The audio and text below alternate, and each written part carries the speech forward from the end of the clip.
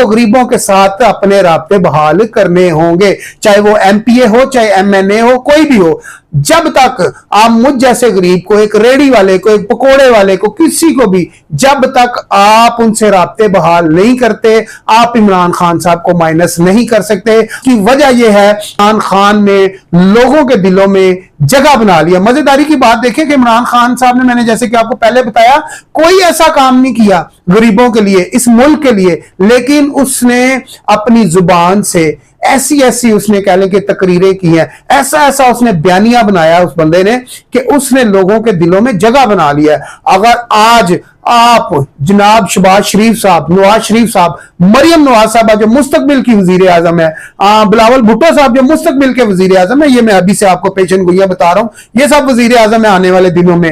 इनका जो बिलावल भुट्टो का और मरियम नवाज साहब का जो टाकरा होगा ना, वो जनाब इमरान खान साहब के होगा, इमरान खान साहब का और इन तीनों का आपस में टाकरा होगा। तब तक आप कह लें कि शहबाज शरीफ साहब, नवाज शरीफ साहब माइनस हो चुके होंगे।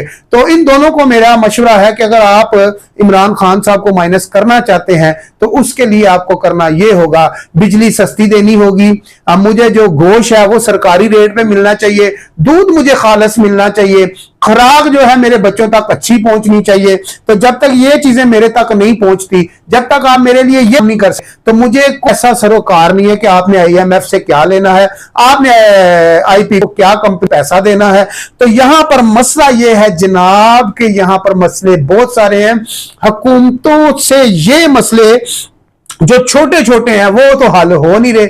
मसला क्या है, ना तो आप गोश्त मुझे सरकारी रेट पे दे सकते हैं, ना मैं जमीन सरकारी रेट पे ले सकता हूं। अच्छा जी, दूध जो है वो पाउडर से बना हुआ अब बिक रहा है। मैं अभी चंद ही रोज पहले देख रहा था, जो मुस्लिम लीग नून के एमपी हैं, वजीर खुराक हैं अब पंजाब में, तो उनने काफी सारा गुजरे से दूध उनने सड़कों पे आया और गिरा के उनको जाया किया। मैं कहता हूं ऐसे, मैंने एक व्लॉग पहले भी किया, ऐसे लोगों के लिए कड़ी से कड़ी सजा होनी चाहिए जो हमारे बच्चों की जिंदगियों के साथ खेल रहे हैं, जो मुजरे सेहत है, जो मुझे कैंसर कर सकता है, मेरे पेट में अल्सर कर सकता है। तो ऐसे लोगों के लिए कड़ी से कड़ी सजा होनी चाहिए। जो गोश्त है, जो मुर्दा जानवर बेच रहे हैं, उनके लिए कड़ी से कड़ी सजा होनी चाहिए। जो 800-850 रुपए बड़ा गोश्त है, उसके ऊपर कह लें कि जो 1600 1300 का बिक रहा है, उसके ऊपर कड़ी से कड़ी सजा होनी चाहिए, तब जाके ये मुल्क बेहतर।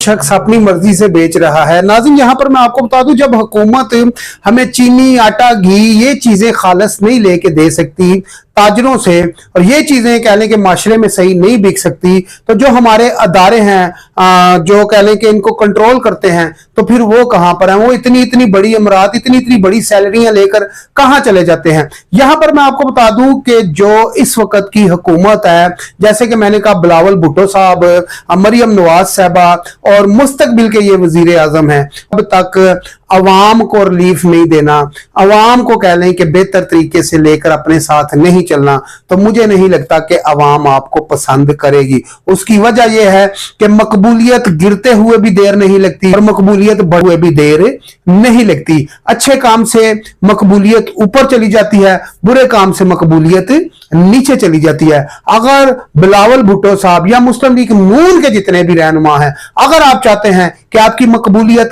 अच्छी हो, लोग आपसे प्यार करें, तो फिर मैं कहता हूं जितने भी एमपी, एमएनए हैं, मिनिस्टर हैं, वजीर हैं, बैरिस्टर हैं, जितने भी मुस्लिम लीग नून के हैं, तो उनको चाहिए कि अपने अपने इलाकों में जाएं और जाकर ये देखें कि आपके जो इलाके के लोग हैं उनके मसले मसाइल क्या हैं। जिस तरह आज आप लोगों के ऊपर इल्जामात लग रहे हैं, जनाब हनबासी हो गया, फलां हो गया, बैरिस्टर दानियाल हो गया, कह लें कि मलक इब्रार, जितने भी कह लें कि रहनुमा हैं, उनके ऊपर इस टाइम जो पीटीआई कह लें कि जो कह लें कि इल्जामात लगाती है फॉर्म 45 का, वो आप लोगों के ऊपर फिर नहीं लगेंगे। उसकी वजह यह है कि अवाम जब आपसे प्यार करेगी, मुस्लिम लीग से प्यार करेगी, तो आपकी पॉपुलैरिटी इमरान खान से ज्यादा हो सकती है। उसकी वजह यह है कि आपको अपने अपने हलकों में जाकर उन लोगों के साथ काम करना पड़ेगा जिन जिन लोगों को आपने ठुकराया हुआ है और जिन जिन लोगों आपने दुदकारा हुआ और जिन जिन लोगों के ऊपर आपने दीगर ऐसी बदमाशियां की हुई और बदमाशियां करने के बाद आप लोगों ने केसेस बनाए हुए हैं। तो आपको अपने इलाके की आवाम के साथ एक राब्ता रखना होगा और वो एक अच्छा होना चाहिए। ये बात जिस तरह ख्वाजा आसफ साहब कहते थे ना कि नवाज शरीफ को कोई मायना कर सकता, तो आज ना इसी तरह देखा जाए कि जिस तरह इस टाइम इमरान खान साहब की पॉपुलैरिटी है, तो मुझे नहीं कि आप इन बयानबाजी से या प्रेस कॉन्फ्रेंस से या ऐसी दीगर गीदड़ धमकियों से इमरान खान को माइनस कर लोगे। मुझे नहीं लगता कि उसके जो फॉलोअर हैं उठ जाएंगे। अगर उस फॉलोअर तोड़ने हैं तो मुल्क के लिए बेहतर, गरीब के लिए सोचें, महंगाई को कम करें, पेट्रोल सस्ता करें, घी चीनी आटा पत्ती घी ये सब चीजें आपको सस्ती करनी होंगी। बिजली के जो कह लें आईपीपी से मुआहदे हैं वो खत्म करने होंगे। आईएमएफ से कर्जा आप लेते हैं, आईएमएफ का जो पैसा आता है वो किधर जाता है?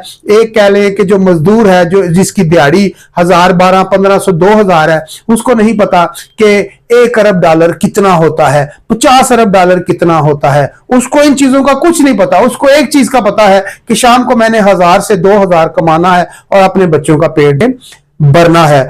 आईपीपी की अगर मैं बात करूं तो आज 45 दिन जनाब हो चुके हैं जमात इस्लामी को हुकूमत ने 45 दिन का टाइम दिया था कि 45 दिन के बाद जो है कि हम आपको बताएंगे कि आईपीपी कंपनी के साथ करना क्या। यहां पर आया इम्तिहान है जमात इस्लामी का, नईमो रहमान साहब का। नईमो रहमान साहब अब अगला लाएअमल क्या होगा आपका, ये तो आप बता सकते हैं, क्योंकि हुकूमत ने आपको 45 दिन का टाइम दिया था। और यहां पर लियाकत बलोच साहब से मैंने एक सवाल किया था रहमानाबाद चौक में, जब ये 14 दिन का कह लें कि लियाकत बाग में इनने धरना दिया और 15वें दिन इन रहमानाबाद चौक रावलपिंडी मरी रोड पे जब कह लें कि जलसा किया, इख्तिताम किया अपने, कह लें कि उसको कह लें कि जो इनने धरना दिया हुआ था, तो जश्न इनने मनाया कि हमारे जो हुकूमत से कह लें कि जो बातचीत हो गई है, हमारा एक एग्रीमेंट साइन हो गया है। तो लियाकत बलोच साहब से मैंने सवाल किया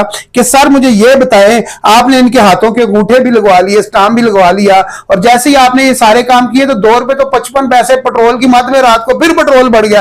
तो आपने कौन से अंगूठे इनसे लगवाए हैं? क्या 14 दिन आपने मरी रोड पे अवाम को जो अजाला, जो इधर के लोग थे 14 दिन बेरोजगार रहे, जो मजदूर थे, यहां पर मैंने पहले भी व्लॉग में था कि जो लियाकत बाग के आसपास मोटरसाइकिलों की दुकानें हैं, यहां पर बहुत सारे ऐसे दिहाड़ीदार हैं जो अपनी शाम को सुबह आते हैं, शाम को दिहाड़ी लगाते हैं और शाम को अपने बच्चों को जाकर रोटी खिलाते हैं। 14 दिन वो लोग बेरोजगार रहे। आया लोगों ने, पूरे पाकिस्तान ने जमात इस्लामी से उम्मीद लगा ली थी कि ये आईपीपी कंपनियां बंद करवा के ये उठेंगे, जैसा कि लियाकत बलोच साहब ने अपना 9 नकाती झंडा यहां पर रखा हुआ था।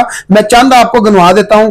एक तो इन्होंने कहा कि ये जो वजीर हैं, मिनिस्टर हैं, बरिस्टर हैं, इनको 1300 सीसी गाड़ी पे हम लाएंगे। भाई आप 1300 सीसी पे उनको नहीं ला सके। जमात इस्लामी नईमो रहमान साहब का ये बयान था।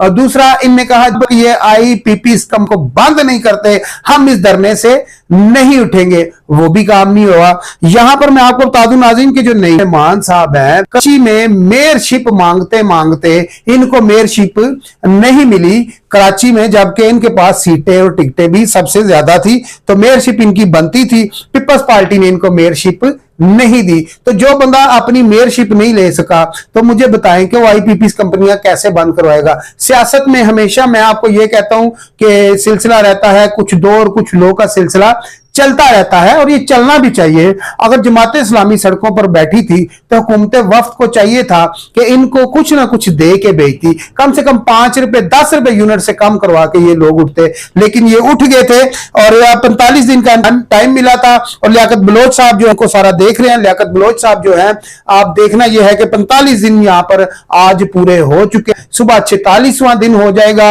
और ये वीडियो आप कब देखेंगे ये भी सोचना होगा। यहां पर मैं आपको जाते जाते एक और खबर दे दूं, वो तो बहुत जरूरी है, वो है और साहबा और अज़मा बुखारी हमने आ चुकी हैं। इनके ऊपर भी काफी बातचीत हो रही थी। अज़मा बुखारी साहब का ये कहना है कि जो कह लें कि मरियम औरंगजेब साहबा है, ये जो भी काम है, जो भी इनकी कह लें कि जो अफसरों की ये ड्यूटियां लगाती हैं, कह लें कि जो उज़मा बुखारी साहबा है, अज़मा बुखारी साहब सॉरी, तो ये जो ड्यूटियां लगाती हैं उसमें कह लें कि मरियम औरंगजेब साहबा इंटरफेल करती हैं। तो ये खबरें भी काफी गर्दिश कर रही थी कि ये दोनों जो कह लें कि जो खवातीन है ये आमने सामने आ चुकी है मुस्लिम लीग नून की, कह लें कि ये दोनों सीनियर रहनुमा हैं, कह लें कि जो पंजाब से काफी सारा अज़मा बुखारी साहब ने काम किया हुआ है वो नजर भी आता है। और कह लें कि जो हमारी कह लें कि जो मरियम औरंगजेब साहब है ये गई है ना उधर पंजाब में, तो पूरे को संभाला हुआ था जो कह लें कि अज़मा बुखारी ने। और जैसे कि आपने देखा होगा 21 अक्टूबर का जब पंजाब में जलसा हुआ उसकी तैयारियां जो हैं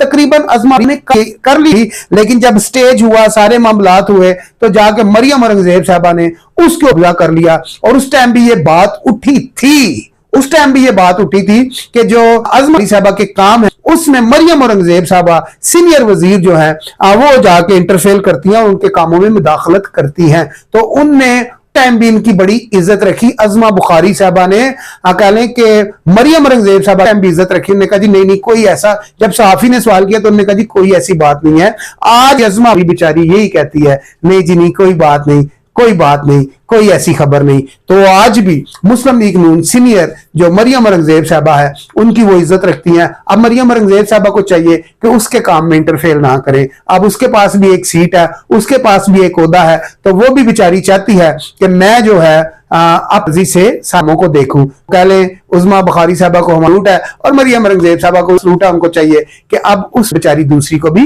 काम करने दे। अल्लाह ने जितनी इज्जत आपको दी है इतनी उनको भी पार्टी में मिली हुई है, लेकिन मसला यह है कि आप अपना काम देखें, उनको अपना काम देखने दें। इसी के साथ अपने भाई सुल्तान को इजाजत दीजिए, मिलते हैं अगली वीडियो में। अल्लाह हाफिज।